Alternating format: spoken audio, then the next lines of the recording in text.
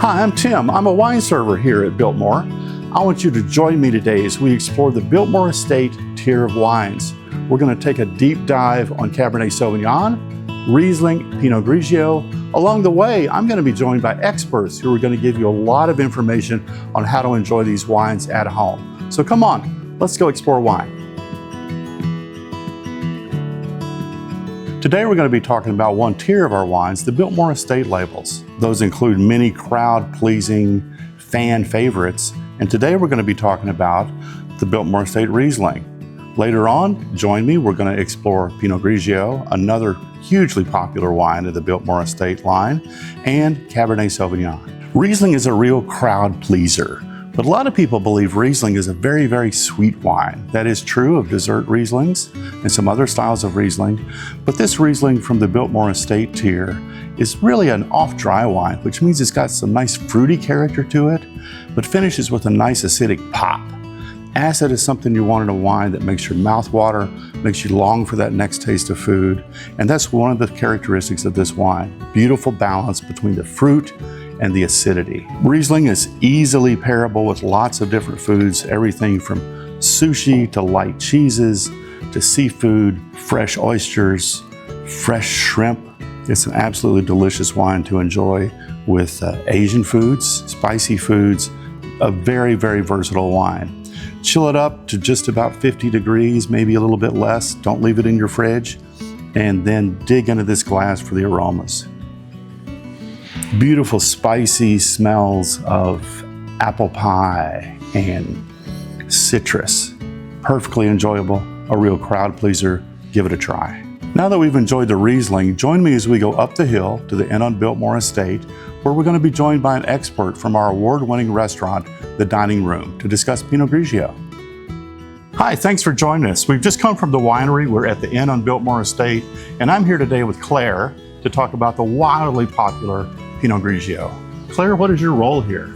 Hi, I'm Claire. I am our evening dining room supervisor here at the inn. The Pinot Grigio is definitely one of the guest favorites here in the dining room. Its versatility allows it to pair beautifully with a lot of our options here at the inn. It's summertime here in the Blue Ridge Mountains, and when I think of summertime, I think of, sitting outside with some friends, enjoying a nice glass of white wine. Absolutely, and there's so many delicious white wines. This Pinot Grigio is one. I can think of several others, and just so you don't get confused when you're shopping for wine, if you're looking at a wine list or in the shop and you see a wine labeled Pinot Gris, it's the same as Pinot Grigio. Pinot Grigio is just the Italian name for the Pinot Gris grape.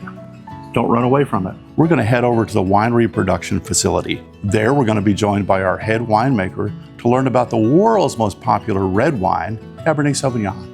Now we're next door to one of our production facilities in the wine bar. I'm here today with a special guest. Sharon, tell me about your role here at the winery. Thank you, Tim. I'm actually the executive winemaker at the Biltmore Winery. Awesome, fun job. It is fun. We're going to be tasting today Cabernet Sauvignon from the Biltmore Estate tier. This Cabernet, as is with all Cabernet Sauvignon, is wildly popular around the world, and it grows many, many places in the world. We're really proud of our Biltmore Estate Cab.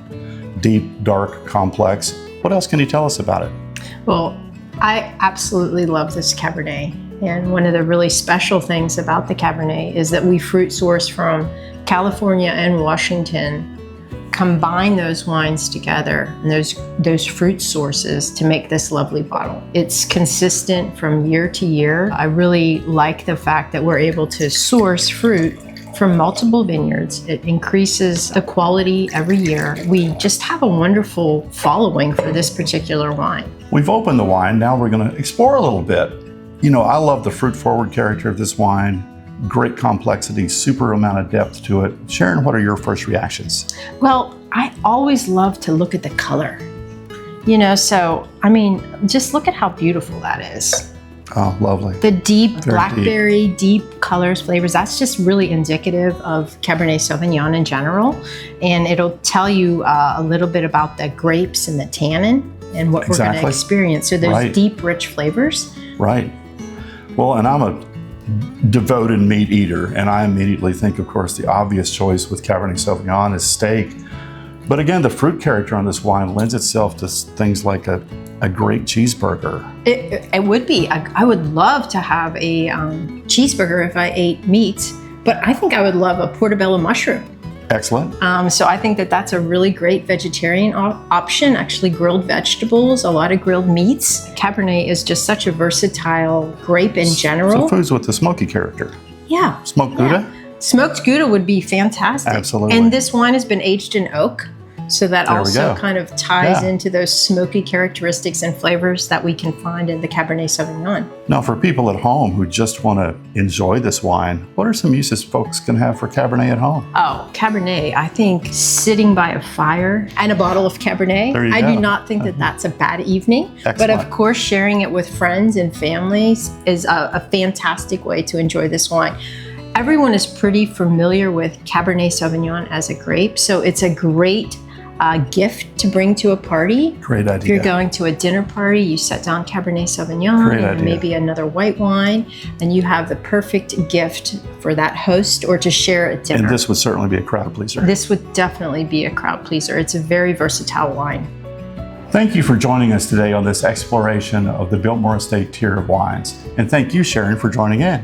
Thank you, Tim. It's been wonderful to taste this wine with you today. If people want to explore these wines at home, where can they find them? You could actually go to Biltmore online and find the wines, or they can actually come and visit us at Biltmore Estate.